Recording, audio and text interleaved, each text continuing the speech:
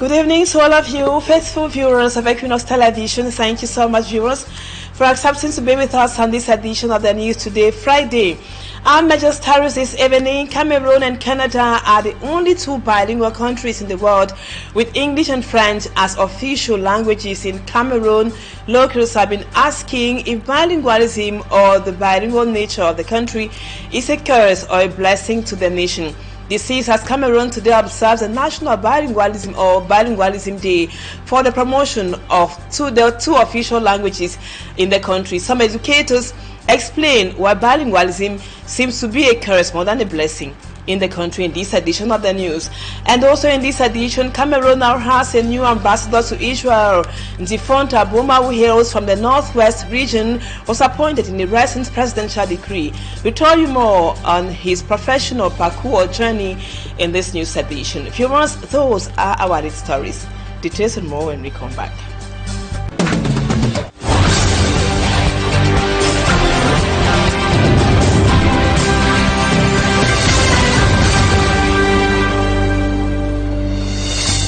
Welcome back, viewers. Thank you so much for the confidence. Thank you for always being with us. Cameroon and Canada are the only two bilingual countries in the world, we told you a while ago, with English and French as their official languages. In Cameroon, Cameroonians have been asking the question, is bilingualism or the bilingual nature of the country is a curse or a blessing to the nationals? This is as Cameroon today observes the National Day for the promotion of bilingualism. And our reporter Lo Maeru went out sampling how bilingual Cameroonians are, and the report comes up next. A day which is celebrated every year, the first Friday of February, is the celebration of bilingualism. Bilingualism is the speaking of two official languages in Cameroon. The two official languages are French and English, derived from the period of colonization.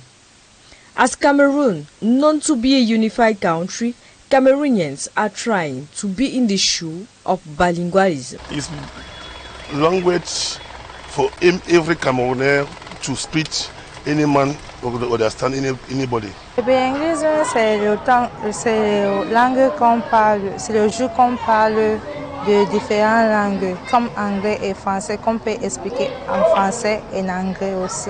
But for certain, it's really a difficult task. Good morning, sir. Good morning. According to you, what is the meaning of the Bilingualism Day? Alors là, je ne comprends plus bien. Je ne m'en sors pas bien en anglais. Bonjour, monsieur. Pour vous, c'est quoi le bilinguisme? I don't understand what you talk. I don't understand French. I hear only English. I don't understand French. Others sees it as an opportunity. Le bilinguisme est bon parce qu'on peut expliquer en français et en anglais. Parce que tu peux partir dans le monde aussi. Tu peux parler français et anglais. Quand tu es bilingue, ça peut te permettre, ça peut t'aider à avoir du travail. Quand tu cherches du travail, il y a le bureau où tu vas aller, on va dire que bon, tu parles français. Si tu parles anglais, peut-être là-bas on ne peut pas t'accepter. Schools, institutions, markets, and many other places in Cameroon, Cameroonians value and honor two national languages, which are French and English. As such, we wish you all Happy Bilingualism Day.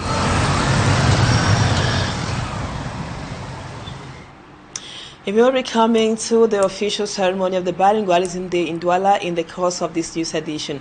Now we continue in health. A senior radiation oncologist at the Cameroon Oncology Center, Professor Muele Soner, has warned cancer patients to accept immediate surgery from physicians in hospitals when all precautionary procedures leading to a surgery, treatment, and supportive care are snubbed.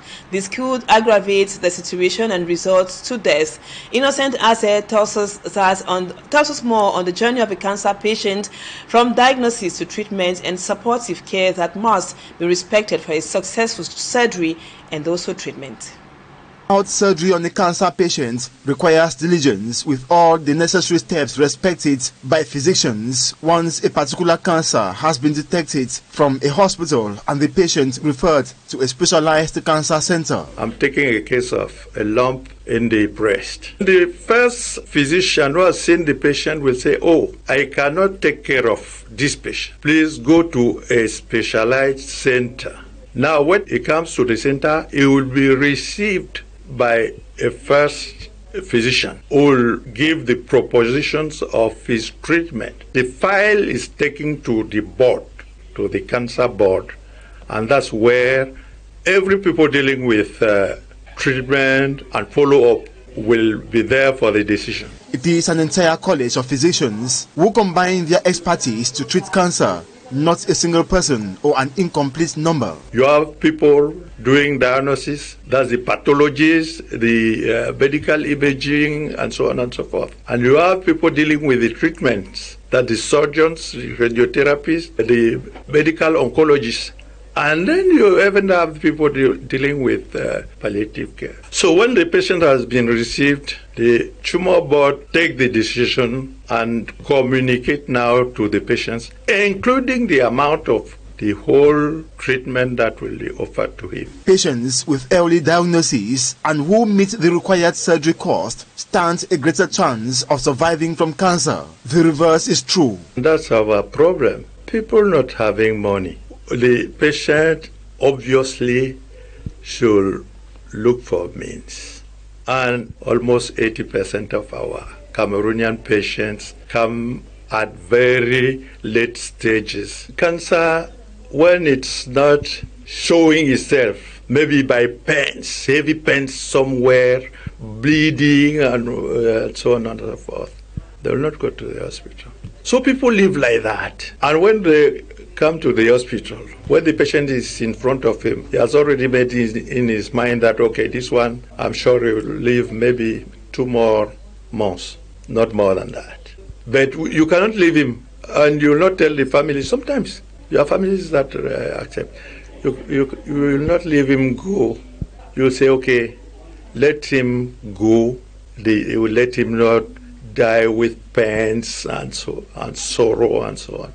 And that's why palliative medicine is important now in our country. And we mix in this palliative medicine. People will pray for him and so on. People are thus advised to take care of their health to avoid cancer. Treatments cost heavily. Don't smoke. Do have normal life. Eat. We have everything in our soil. Due to the costly treatment of cancer, the government is lauded to beef up its support for the cancer curve to lower. The population must be conscious and go for regular screening to be on the safe side. Courage to all those battling with cancer out there. And now Cameroon has a new ambassador to Israel. President probably appointed one. That was yesterday the appointment of Ntifonta Boma-Nyamdi, who hails from the northwest region of the country, is contained in the presidential decree signed on February 5, 2026. Our reporter Babila Jonathan now profiles the diplomat in the report which comes up next. Ntifonta Boma-Nyamdi is described as a well-grounded diplomat and intellectual. He holds degrees in history, journalism and international relations from the University of Yaoundé and a PhD from the London School of Economics and Political Science. He has worked within diplomatic circles and in corporate management for several years. The native of Balignonga in the northwest region has conducted research on Cameroon, particularly in the areas of governance, politics and international relations. Among his publications are The Politics of the British Cameroon's Plebiscite, Expectations, Calculations and Strategies, published on April 21, 2025, and In Search of Harmony, A History of the Balignonga People, published November 3, 2023. Ntifonta Boma-Nyamdi is a full member of the Central Committee of the ruling Cameroon People's Democratic Movement, CPDM political party. President Paul Biya appointed him as Cameroon's ambassador, extraordinary and plenipotentiary to the State of Israel, with residence in Tel Aviv, February 5, 2026. He succeeds Jean-Pierre B.T. Biesam, former Minister of Posts and Telecommunications, who was appointed ambassador in May 2018.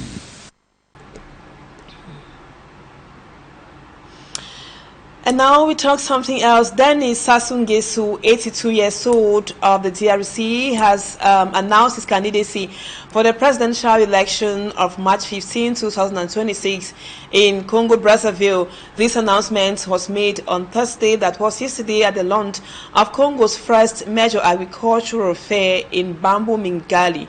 And over to Nigeria. Nigeria is still reeling after Tuesday night deadly attack in the village of Woro in the country's central western region.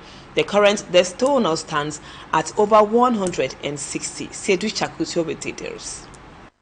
In Nigeria, following attacks on Tuesday evening in the village of Woro in the country's central west region, the latest death toll stands at 162. On Wednesday evening, February 4th, 2026, the governor of Kwara State and the Nigerian president both issued a statement. In the statement released on Thursday by Bayo Ananuga, special advisor to the Nigerian head of state, Bola Tinubu, ordered the deployment of a military battalion to the town of Kaima in eastern Kwara State and accused the jihadist group Boko Haram of being responsible for one of the most violent massacres in Nigeria in recent months. Nigeria, Africa's most populous country and leading oil producer, has been facing a jihadist insurgency in the northwest since 2009, led by Boko Haram and its rival, the Islamic State, in West Africa, while armed criminal groups operate in the northwest and north-central regions, in addition to local jihadist movements such as Lakurawa and Maimuda. Elsewhere, 82-year-old Denis Sassou Nguesso, the outgoing president of Congo, will run for re-election in the March 15th election. He announced this himself on Thursday, February 5th in Bambo-Mingali, nearly 60 kilometers north of Brazzaville, where he launched Congo's first major agricultural fair. He praised the work of farmers and promised to support them. His party, the Congolese Labour Party (PCT), had nominated him at the end of December. Denis Sassou Nguesso has been at the helm of Congo-Brazzaville for over 40 years. He led the country under one-party regime from 1979 to 1992, before being defeated in the first multi-party elections by Pascal Lussuba. Returning to power in 1997 following a civil war, he was elected in 2002 and re-elected in 2009. In 2015, he amended the constitution to remove the two-term limit for the presidency. And now let's talk sports. First leg of the third round matches of the eliminatories of the FIFA Under-20 Women's World Cup will be played across the African continent. That would be this weekend. Among the teams are the Under-20 Indomitable Lionesses, who will be playing at the Olympic Stadium against the Under-20 female team of Botswana. And on the national territory, Elite 1 matches counting for the first playing day will be coming up in other cities across Cameroon this weekend. Samaji Khan Gabriel with a sports roundup.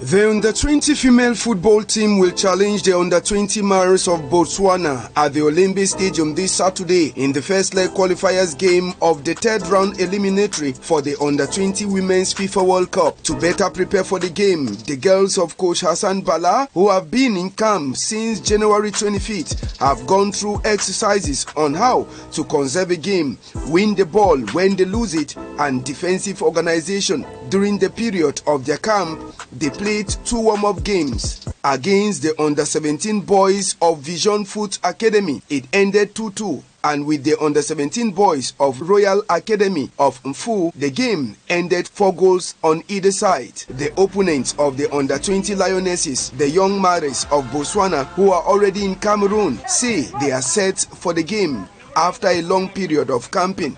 Out of women's football, 5 games of the Elite One Championship have been programmed to be played in Douala, Melong, Banjul, Bafang and Yaoundé on Sunday. Dynamo of Douala will challenge Aigle of Menua at the Bonamusadi pitch, while in the first game in Melong, Aigle Royal of Mongo will host Canon Sportif of Yaoundé, and the clash of the day will see home boys Stade Renard tussle with Coton Sport of Garoua. Panther of Bangante will be at home against Gazelle FA of Garoua.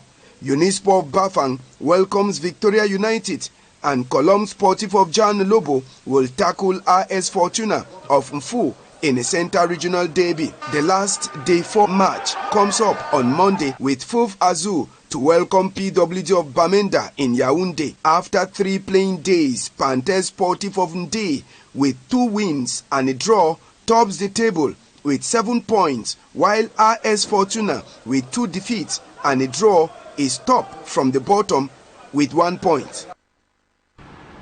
Thanks, Matt. That brings us to the end of the first part of the news, viewers. Let's now move on to talking points.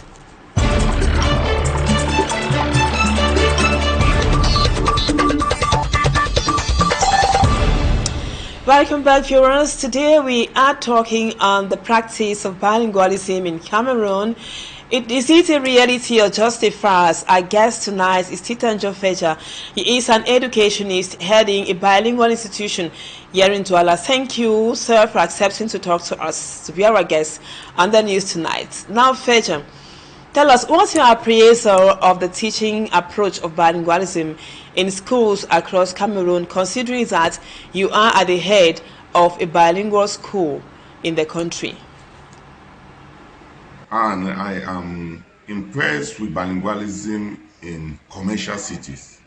When you look at the approach towards bilingualism in the commercial cities, it is better, but the situation in the suburb is appalling. The government, the Ministry of Secondary Education and the government at large needs to do a lot to promote bilingualism in the suburb, because we know that bilingualism is used by the government to promote national integrity.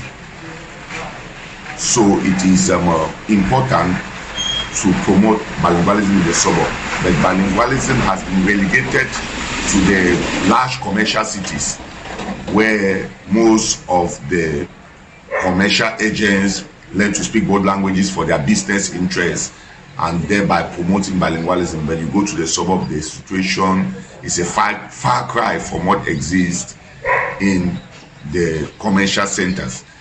It should be noted that the teaching of bilingualism in our school has a lot of errors. It has a lot of improvement that needs to be made.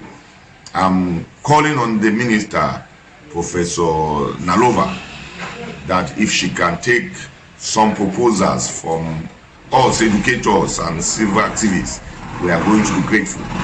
First and foremost, the Francophone subsystem does not practice bilingualism. They practice they have multiple languages. They have Espanol, Alemán, or we say Spanish and German. However, the second language of Cameroon is English language, but more emphasis is placed on German and Spanish rather than on the second language of our nation, which is English. If more emphasis would have been placed on English language, I'm sure many French-speaking students and Cameroonians will express themselves better in English, and bilingualism will be more promoted. So I propose that languages like Espanol and Spanish should be relegated to the background, and English language should take a better place. For example, Espanol at the level of troisième and quatrième has 4 to 6 hours per week. If some of these hours could be reduced in favor of the hours of English language, it will go a long way to remedy the situation in Cameroon when we talk about bilingualism, because we are now talking about multi-languages, which does not also help for the promotion of the English language in the Francophone subsystem. As far as the Anglophones are concerned, we also, in the Anglophone subsystem, we also face a lot of difficulties. For example, the training of language teachers has a lot of problems. Most of our language teachers are not bilingual by themselves. They can speak only one language.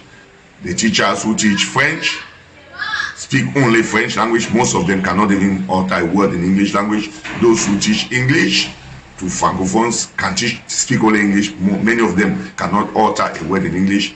It is difficult to teach a strange language to a student who has never heard that language in that strange language without using the language that is common to the student or the language that the student is used to. Thank you, Feger. From your above explanations, there seem to be some loopholes, if not many. Can you pinpoint some of those lapses and what can be used as a panacea? This approach has caused a great damage to the nation. National unity and integration has been terribly hampered by this wrong approach. We as Cameroonians have to do our work from the grassroots. From the primary school teacher, from the nursery school teacher, from the secondary school teacher, we have to do our work. Because when we have judges in court who are unilingual, who cannot address Cameroonians who speak French or English, they can address only people of one language, it becomes a problem. When we have state administrators like senior divisional officers who cannot address their English-speaking citizens, it becomes a problem. But this problem has its root cause from the education they derive from the system. So the problem has to be solved from the roots, starting right from basic education, coming up to secondary education, and we are going to solve many problems. We don't want a situation where the SGO of a division will say, "Je ne comprends pas vos anglais là."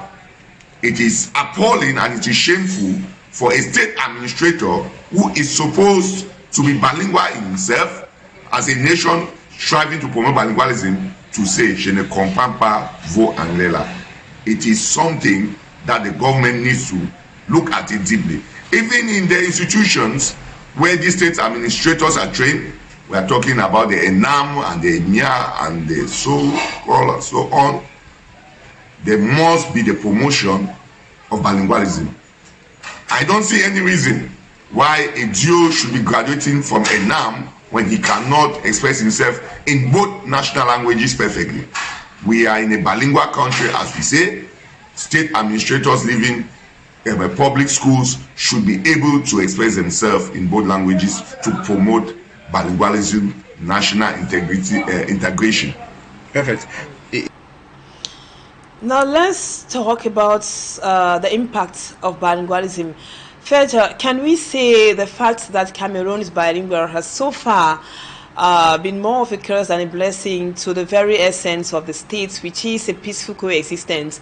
To mention that it's no news to all of us that Cameroon and Canada are the only two countries in the world who are bilingual and have English and French as their official languages. Now, in our case in Cameroon, can we say being bilingual has so far been a curse or a blessing, Feger?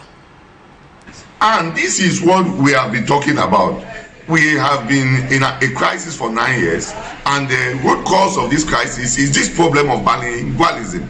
You can remember that the problem that we are facing in this nation in the Northwest and Southwest started with this problem of bilingualism, where French-speaking principals were imposed on English-speaking schools, French-speaking administrators, judges in courts, state councils who were French-speaking were imposed in English courts. The problem of bilingualism has caused the country a crisis for 9 years, which is still ongoing. So it is very important for stakeholders to take bilingualism as a serious issue, because it has caused instability in the nation for 9 years. So it is not a joke when we talk about bilingualism. Bilingualism is at the core of the nation, and we should be focused. It is not for people to say, "I'm in the National Bilingualism Commission," and they sit in their offices and no effort is being made to solve the problem. Meanwhile, it is the problem of bilingualism that has plunged the country, the English-speaking region, into a resistance for 9 years. No.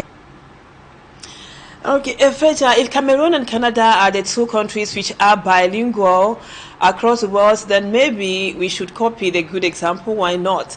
And now, what is a way forward, according to you, for the nation to gain or benefit more from the bilingual nature of the country? The reformation can be done in a simple way, starting from primary schools, from nursery schools. If Cameroonians are trained to be bilingual, you go to a country like Germany, English is taught at the very low level as a second language to German students. You go to Canada, English is taught to French-speaking students at a low level, while French is taught to English-speaking Canadians. But in Cameroon, the whole system is confused. We are supposed to keep aside Spanish and German, and we focus on what is important to us. Let the French-speaking students focus on English language. All the R's that has been assigned to Alemán and Espanol should be rather reassigned to English language, and it will help. It will go a long way to solve this problem. And no public administrator should be appointed into any post of authority if he or she does not strive to be bilingual. Thank you so much, Feger, for accepting to be our guest on the news tonight, and hope to have you some other time. And viewers, c'est la fin de cette édition. Merci beaucoup pour votre attention et bon week-end à vous tous. Au revoir.